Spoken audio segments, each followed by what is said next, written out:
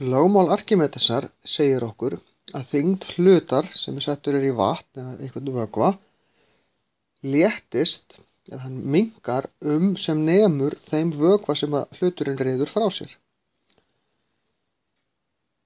Þetta þýðir í raun og veru að við léttumst það magn af vatni sem fer ef við erum í baði sem alveg fleytifullt og við förum ofan í þá lekur eitthvað út fyrir, þá léttumst við sem nemur þessum vökva.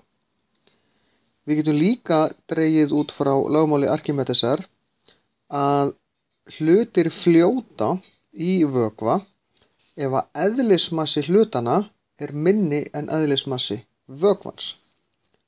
Stórt olíuskip flýtur vegna þess að það er fullt af lofti inn á milli. Járnið, eitt og sér, ef við tækjum allt járnið og settum það í búta og hentum út í sjó, þá myndu allir sökkva.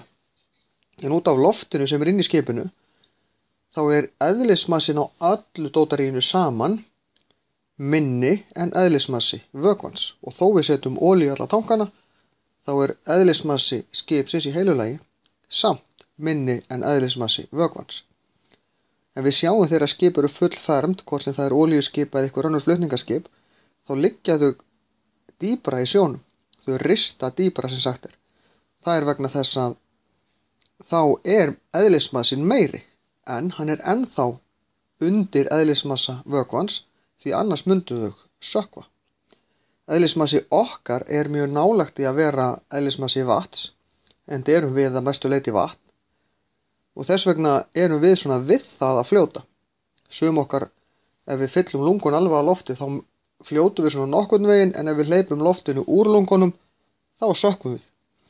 Og það er alveg það sama, þegar við erum með loft í lungunum, þá stækkar líkaminn, en hann þyngist voða lítið. Og þar af leiðandi þá minnkar eðlismassin. Þegar við hleypum loftinu út, þá minnkar rúmmálið aftur, eðlismassin minnkar lítið, og þar af leiðandi hækkar eðlismassin og þá sökkvum við því að eðlismassin fer þá upp fyrir eðlismassa vatns sem er 1 grömm á rúmsentimeter.